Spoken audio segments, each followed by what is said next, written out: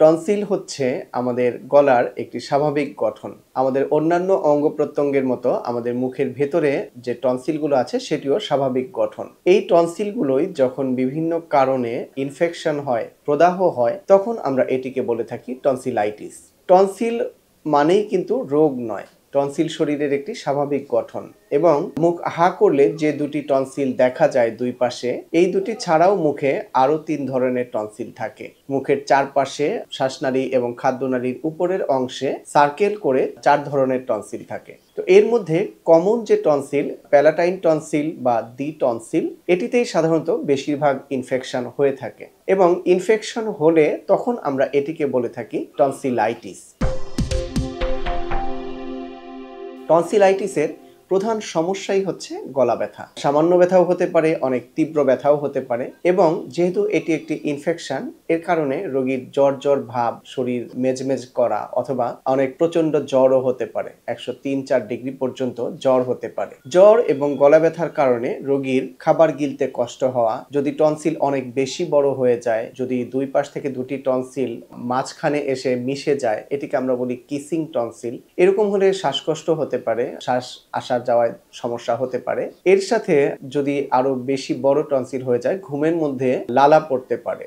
আমরা ঘুমের মধ্যে নিজের অজান্তেই লালাগুলো গিলে ফেলি। যারা এরকম টনসিলাইটিসের রোগী বা টনসিলের সাথে যদি অ্যাডিনয়েড সমস্যা থাকে, তাহলে কিন্তু এই রোগীরা যে কমপ্লেইনটি করে যে ঘুমানোর সময় মুখ দিয়ে লালা পড়ে। তাহলে গলা ব্যথাটা হচ্ছে প্রধান সমস্যা। এছাড়া জ্বর হতে পারে, খাবার গিলতে কষ্ট হওয়া, শ্বাস প্রশ্বাসের সমস্যা এবং যদি টনসিল দীর্ঘদিন থাকে তাহলে কিন্তু টনসিলের ভেতর যে পুঁজগুলো জমে সেগুলো আস্তে আস্তে শক্ত হয়ে ভাতের মতো বা চালের মতো বের হয়ে আসতে পারে। কারো কারো ক্ষেত্রে এগুলোর মধ্যে ক্যালসিয়াম বা ম্যাগনেসিয়ামের সল্ট জমা হয়ে স্টোনও হতে পারে এবং অনেক রোগীরা এসে বলে যে আমার টনসিল জায়গায় জায়গায় ফেটে গেছে। আসলে এগুলো ফেটে যাওয়া নয়, টনসিলের ভেতরে ছোট ছোট অনেকগুলো ছিদ্র থাকে। যাদের টনসিল এরকম বড় হয়ে যায় তখন মনে হয় যে এই ছিদ্রগুলো দিয়ে টনসিলটা ফেটে গেছে, এরকম মনে হয়।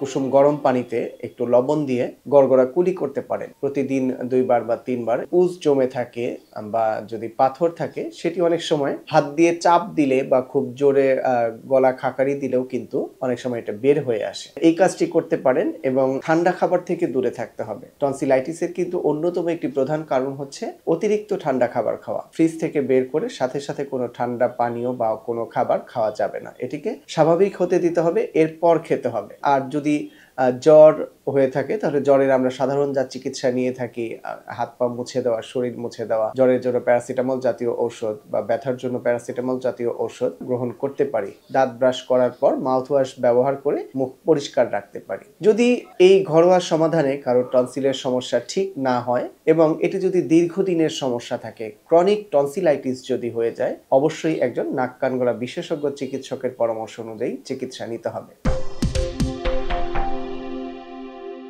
অনেক ক্ষেত্রে ক্রনিক টনসিলাইটিসের অপারেশন প্রয়োজন হতে পারে। কখন কখন আমরা ক্রনিক টনসিলাইটিসের অপারেশন করে থাকি? যদি দেখা যায় যে কোনো রোগীর প্রতি বছর ৭ বার বা তার অধিক সময় টনসিলাইটিসের ইনফেকশন হয়ে থাকে, অর্থাৎ প্রতি মাসেই যদি তার গলা ব্যথা হয়ে থাকে, জ্বর হয়ে থাকে এবং টনসিল রিলেটেড সমস্যাগুলো হয়ে থাকে, তাহলে এই টনসিল অপারেশন করে ফেলে দিতে হবে। কারো যদি দেখা যায় যে পরপর ২ বছর ৫ বার বা তার চেয়ে অধিক সময় এই ধরনের সমস্যা হয়, তাহলেও সেই টনসিল ফেলে দিতে হবে।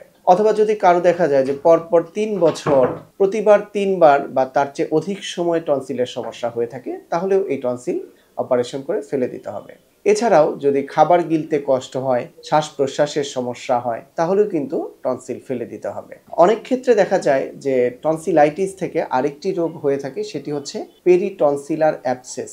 যদি পেরিটনসিলার অ্যাবসেস হয় বা টনসিলের চারপাশে পুঁজ জমে ফুলে যায়, তাহলে তৎক্ষণাৎ সেটিকে অপারেশন করে পুঁজগুলো বের করে দিতে হবে এবং এই ক্ষত শুকিয়ে যাওয়ার পর ৬ সপ্তাহ পরে টনসিল অপারেশন করে ফেলে দিতে হবে। কারো যদি এই যে সমস্যাগুলোর কথা আমি বললাম এগুলো থাকে, তাহলে অবশ্যই একজন নাক কান গলা বিশেষজ্ঞ চিকিৎসকের পরামর্শ নিতে হবে এবং টনসিল যদি অপারেশন করার প্রয়োজন হয় তাহলে অবশ্যই টনসিল অপারেশন করে ফেলতে হবে।